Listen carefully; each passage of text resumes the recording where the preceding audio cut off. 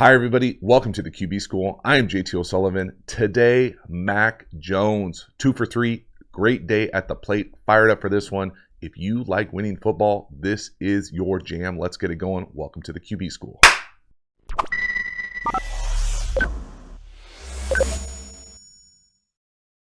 Mac Jones and the Patriots. Hold up, can we go back to this? Now, when we watch the All-22 here, we're going to have a little talk about this light, whether this is just a red light or whether they're staying warm with some heaters. I'm a big fan, but it brought me back to one of my favorite Seinfeld memories that we will talk about at some point in this video. Right out the gate here, toss crack out of 22 personnel to the house, poorly fit at multiple levels. Thing of beauty. I'm telling you, if you are complaining about this game, in my opinion, you like being entertained by ball more than you like winning. This thing is a thing of beauty. Toss crack to the house. Cut it back down the tracks. So what the hell is toss crack? First of all, we get a little 22 personnel. Yes, please. Really 22 heavy. Man, they've got an extra offensive lineman in here. Technically 2 tight ends, fullback, 2 backs, and a big-ass wide receiver, first-round pick who can handle a defensive end. So what's going on here? We are cracking. We are pulling. Right here, this is really where you have to make a strategic decision in the run game. How are you going to handle these two to get up to the second level? You can down block and pull, do a little pin and pull. You can combo this thing. And if you can get to the second level and get there quickly, there's going to be a huge void because we've got the fullback pulling in between these two, and they've got issues all over the place. Then that's just the front side. Then the back side, another critical element to this play is, can we get up to the second level here? And if we can, and there's poor effort on the backside, which there is poor effort, and I think that they have 2 people through the backside D, we've got some issues because there's nobody back here for the cutback. So let's go through this edge to edge. And this is a little out of the realm of the quarterback school. We're in a run game school here. Watch the crack, left to right here. Crack, own the edge. Okay, that's pretty special to have a wide receiver be able to handle an edge in the NFL, really any level. So now we get the left tackle pulling to the little guy, eat him up. Now the big block with the fullback. So watch that linebacker fill. So that linebacker or fullback, we've got a decision to make here.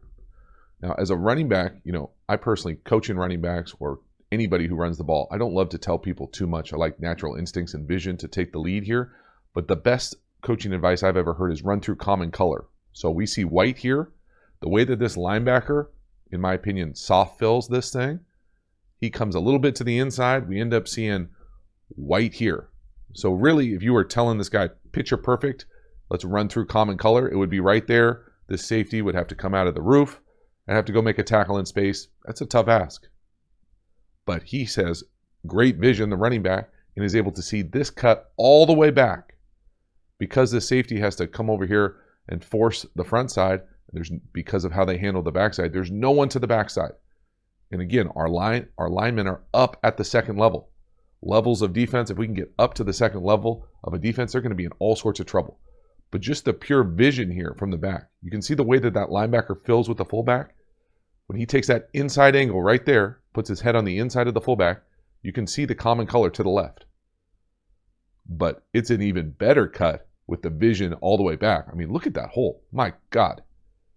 And why is that hole there? That hole there is because our offensive guards can get up to the second level quickly. They're already up there. They've got them. And the backside of this defense has what I would consider poor effort and poorly fit. So whether it's a call or whether it's just pure effort, it's not good enough. Okay, so let's just go through the gaps here. Gap, gap, gap, gap. This one. I would make the argument here that he, in a sound defense, would be here. This linebacker would be here. We'd be off the edge here. And then we've got a corner and safety help here. But the way that they do this is he ends up hitting this on a pressure. It looks like a pressure. So really we've got, my man's kind of got this extra space. So they go here, I guess here. And when you do this, and he is not able to track it down from the backside, there's no one back here for that cutback. So again, just watch the backside and you tell me, you be the judge of the effort card.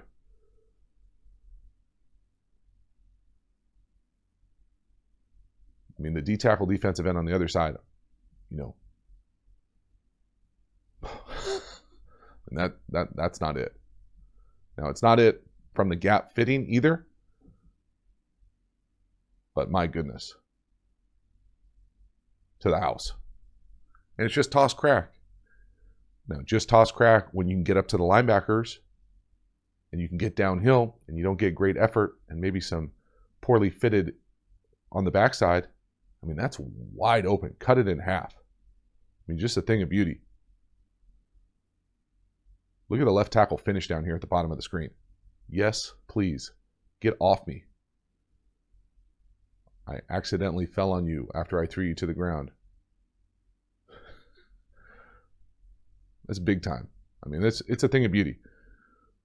It's winning football.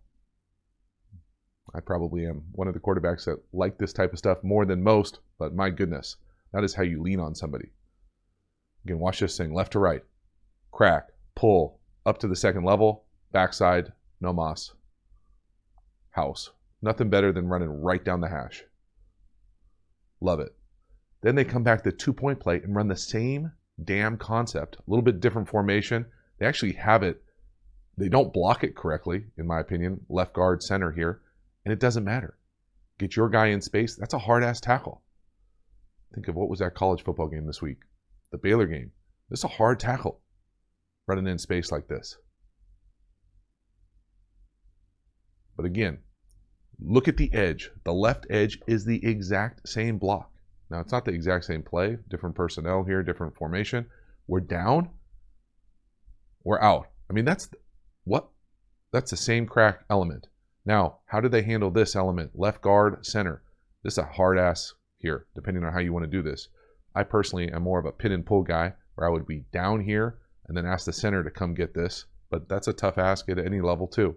If we're going to combo this thing, you got to combo to the front side. Just doing the math here. You can't go back here. What? You can. They do it right here. But sound football, you don't want to leave this guy in the B gap. Right? Just simply put here, and just going through the gap construction here. A gap, B gap, C gap, D gap. How you want to handle this? We're down to the C. We're pulling for the D. Then we're comboing to the backside. They make a mistake. Leave the B gap defender, but it doesn't matter. He still got to go tackle one of the best athletes on the field in space for 3 yards, 2 yards. I mean, how about the fact that both the pylons are on the ground? It's that windy.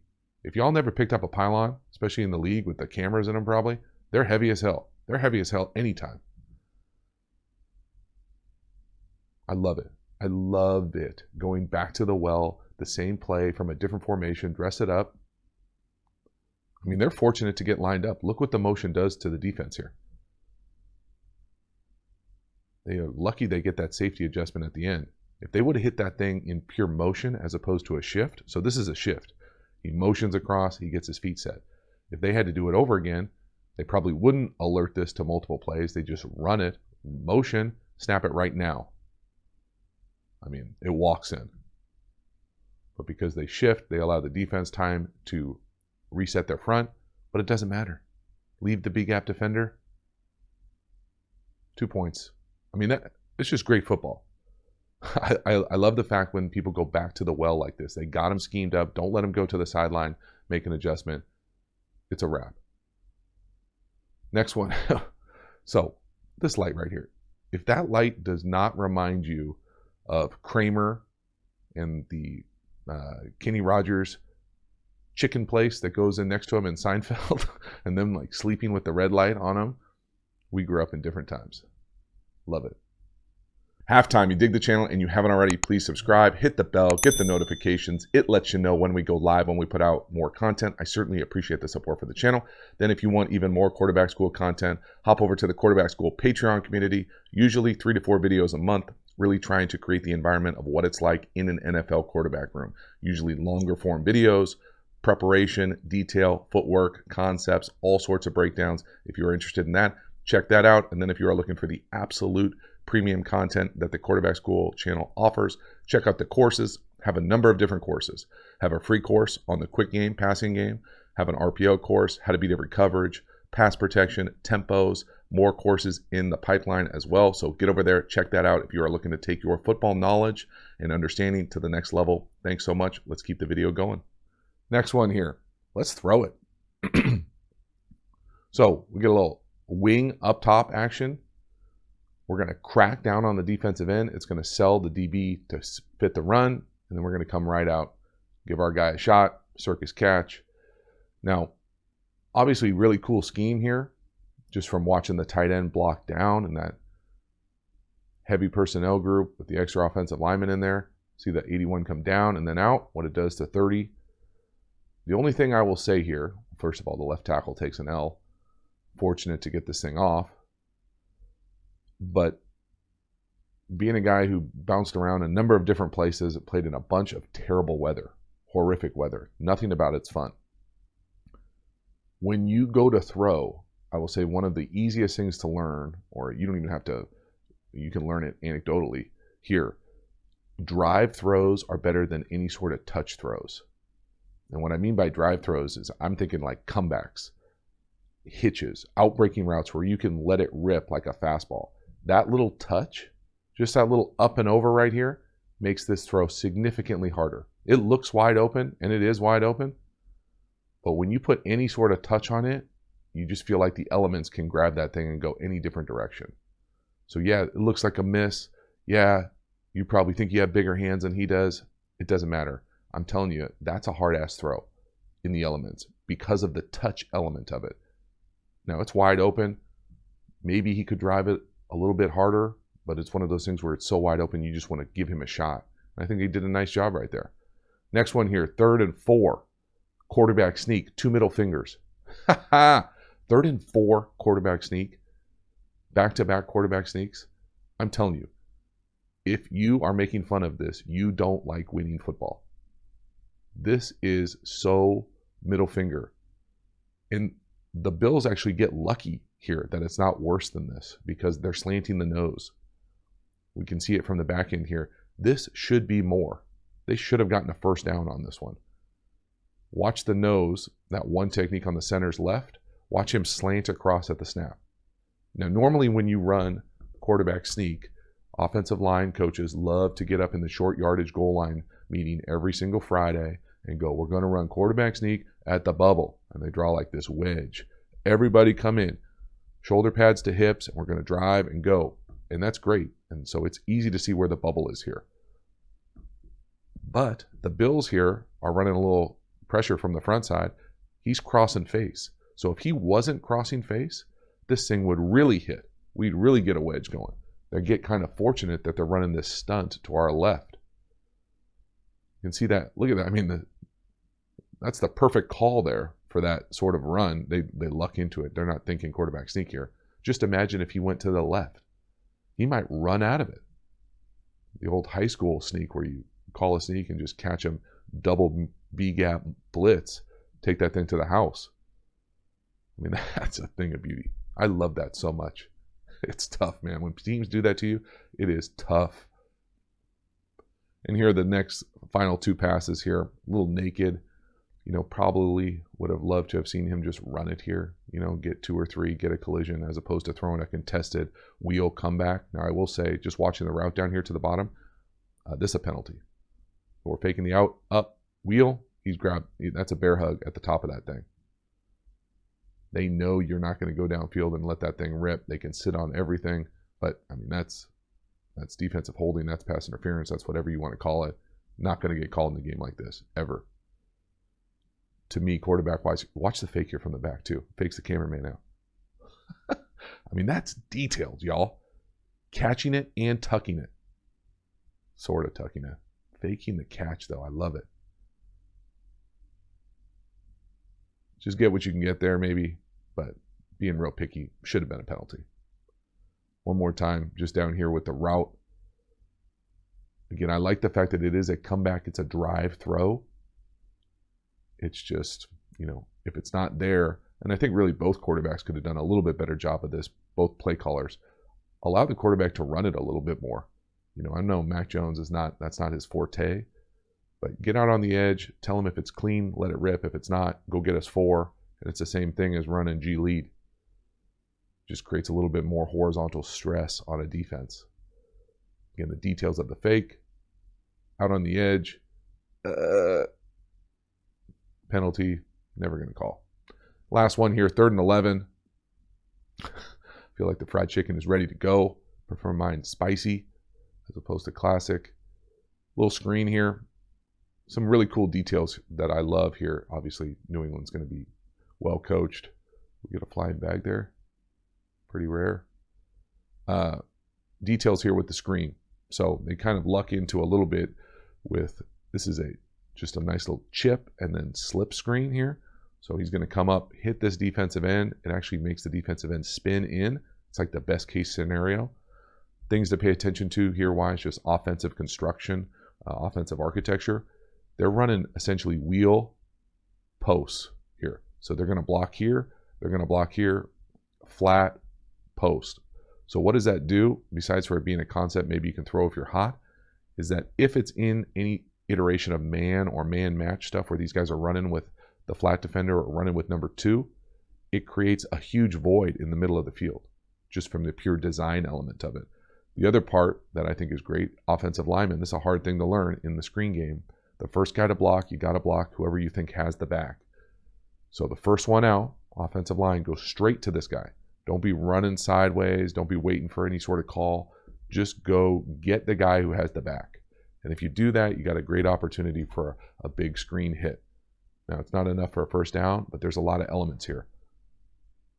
See the routes on the outside? Little flat or wheel slant, wheel post. And watch the back. Chip that defensive end. He ends up getting into a spin. And that's best case scenario. And then watch the offensive lineman. Right to the linebacker. Boom. And that's made to order right there. That's set up. Nice job from the defensive lineman. Retracing on a screen, coming, making that tackle, saving a first down. But there's a lot to like here. Execution. Again, I thought maybe you get into they didn't need to, but a little bit more of a screen game in this type of environment. A little bit easier throws, certainly. But there's a lot of detail just in this but this is winning football. Design, execution, completion on a 3rd down. Lot to like. So that is a wrap. All joking aside, winning football is winning football. You got to find a way to get it done, whether you're playing quarterback, whether you're coaching, whether you're just a fan. I personally love to see that type of situational, adaptive football. Really fun. Let me know what you thought. Let me know what you want to see next. I appreciate it. I will see you next time. Have a good one.